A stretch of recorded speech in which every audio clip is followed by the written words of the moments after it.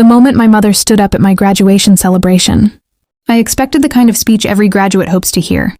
Instead, she raised her glass toward my younger brother. At my graduation celebration, my mom stood up to give a toast, but it wasn't for me. She said, "I wish you were the one receiving that diploma. You're the only child who has ever truly made me proud." The room went silent for half a second before nervous laughter rippled through the crowd. Then I looked at my father. He didn't object. He didn't defend me. He simply nodded. That hurt more than her words. The crystal chandelier above the dining hall scattered warm golden light across smiling faces. Plates clinked. Someone coughed awkwardly. My brother stared at the table, unable to meet my eyes. 4 years of sleepless nights, scholarships, part-time jobs, and relentless work disappeared in a single sentence. I felt my stomach twist. My diploma rested beside my plate, suddenly looking like it belonged to someone else. Nobody noticed my hands trembling beneath the table. Nobody noticed me stand. Nobody noticed me walk toward the exit. The celebration continued behind me as the doors closed with a soft click. Outside, the evening air was cold against my face. I could still hear muffled laughter through the walls. For the first time in my life, I understood something with absolute clarity. I was never going to earn my parents' approval, and the decision I made in that parking lot would eventually leave every person at that table completely stunned. My name is Ethan, and for as long as I can remember, I lived in the shadow of my younger brother. The strange part was that he never asked for it. My parents created the comparison long before either of us understood what it meant. When I brought home straight A's, Mom would ask why I wasn't more outgoing like him. When I won a regional academic competition, Dad would mention how naturally athletic my brother was. Every achievement somehow became evidence that I still wasn't enough. My brother Ryan was charming, funny, and effortlessly likable. I don't blame him for that. The real problem was that my parents treated his potential as more valuable than my actual accomplishments. By 16, I had stopped sharing good news with them. There was no point. I learned to celebrate quietly and fail quietly. When I earned a scholarship to one of the best universities in the state, Mom spent dinner discussing Ryan's high school football season. When I made the dean's list, Dad forgot to call back. The message was always the same. I was dependable, so I could be ignored. I paid my own expenses whenever possible, worked evenings, graduated near the top of my class, and built my future piece by piece without expecting help. What my parents never understood was that being overlooked teaches you valuable lessons. You learn to survive without applause. You learn to succeed without validation. And eventually, you stop chasing approval from people who have already decided not to give it. Standing alone in that graduation parking lot, I realized I wasn't heartbroken because they had disappointed me. I was heartbroken because, despite everything, a small part of me had still hoped this time would be different. The weeks after the graduation celebration were strangely quiet. Not one call came from my parents to apologize. Not one message acknowledged what had happened. Instead, life continued as if I had imagined the entire thing. A few days later, Mom sent a family group text filled with photos from the party. Every picture featured Ryan laughing with relatives or standing beside my parents. I wasn't in a single frame. I stared at the screen for several seconds before setting my phone down. At Sunday dinners, the pattern became impossible to ignore. Whenever I spoke about job interviews, conversations drifted elsewhere. Dad would suddenly remember a story about Ryan. Mom would interrupt with questions about Ryan's plans, Ryan's hobbies, Ryan's future. The shift was always subtle, never obvious enough to confront, just enough to remind me where I stood. One evening, I mentioned receiving interest from a prestigious consulting firm. Mom smiled politely before saying, "That's nice." Then she turned toward Ryan. "Have you decided whether you'll try coaching next season?" The entire table leaned in with interest. My news disappeared without a trace. I noticed other things too. The quick glances exchanged between my parents whenever I succeeded. The way compliments toward me sounded rehearsed, while praise for Ryan flowed effortlessly. The long pauses after my accomplishments, as if everyone was searching for the appropriate reaction. For years I had accepted these moments individually. Now I was seeing the pattern as a whole, and the more clearly I saw it, the more certain I became that my absence would eventually speak, louder than my presence ever had. The turning point didn't come during a fight. It came during a phone call. 3 months after graduation, I received an offer from one of the most respected consulting firms in the country. The salary was more money than anyone in my family had ever earned at my age. It was the result of years of work, sacrifice, and discipline. For a moment, I allowed myself to feel proud. Then I made the mistake of calling home. Mom answered. When I shared the news, there was a brief pause on the line. "That's good," she said. "Not congratulations. Not we're proud of you. Just, that's good." A second later, she added, "Ryan's thinking about starting his own training business. We think he has real potential." I sat in silence, staring through the window of my apartment. Cars moved below. People hurried along the sidewalk.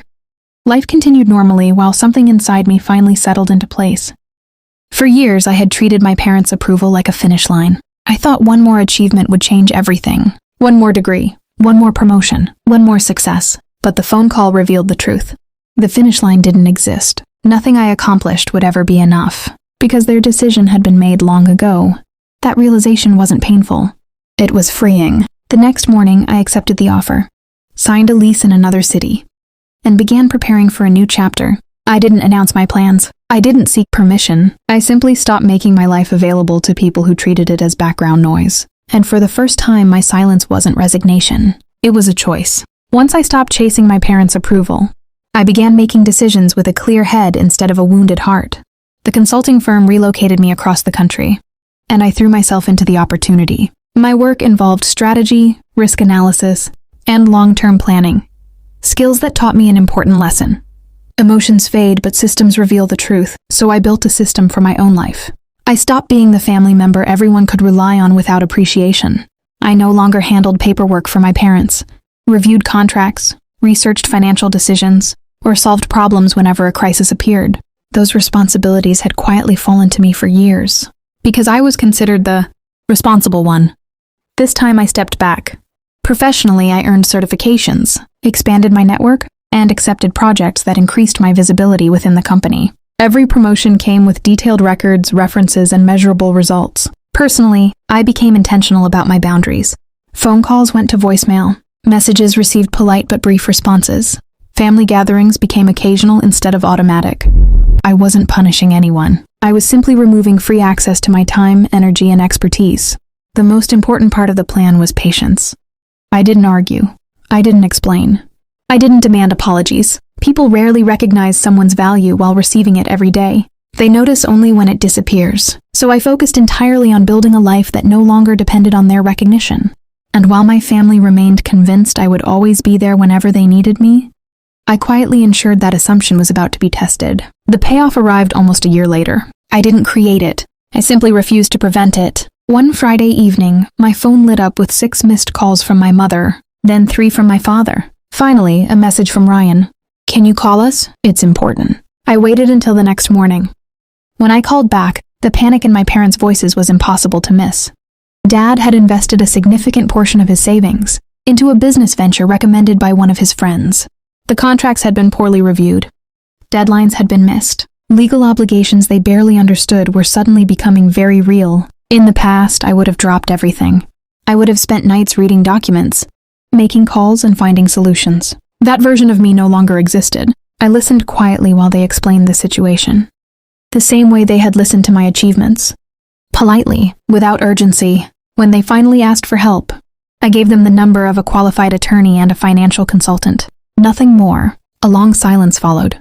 For the first time, they understood they no longer had unlimited access to the person who always rescued them.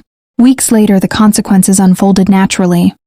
The financial loss wasn't catastrophic, but it was expensive enough to force difficult conversations and painful realizations. Standing in my apartment one evening, watching rain slide down the glass, I received another call from my mother. This time her voice was softer. Not angry, not demanding, just stunned, because the child she had spent years overlooking had quietly become the strongest person in the family, and for once everyone could finally see it. The weeks that followed felt different from anything that had come before. For the first time, my parents were forced to face a reality they had spent years avoiding. Relatives began asking questions. Why wasn't I attending every family gathering anymore? Why was I suddenly distant? Why had nobody mentioned my promotion, my relocation, or the career I had built? The answers were uncomfortable. My mother, once quick to praise Ryan in every conversation, became noticeably quieter. My father seemed older, carrying the weight of mistakes that could no longer be blamed on bad luck or other people. The biggest change happened with Ryan. One evening he called me and apologized, not for being the favorite, for staying silent while it happened. There was a long pause after he said it. For the first time, we spoke honestly. not as competitors created by our parents, but as brothers. That conversation mattered more than any apology from mom or dad. Meanwhile, my reputation within the family changed completely. The dependable child they took for granted had become the successful adult they barely knew. People who once overlooked me suddenly wanted advice, conversations, and connections. Ironically, recognition arrived only after I stopped seeking it. That's why this story matters. Many people spend years trying to earn love through achievement, believing the next success will finally make them worthy. But self-worth built on someone else's approval is fragile. The real victory isn't proving your value to people who doubt you. It's recognizing your value before they do.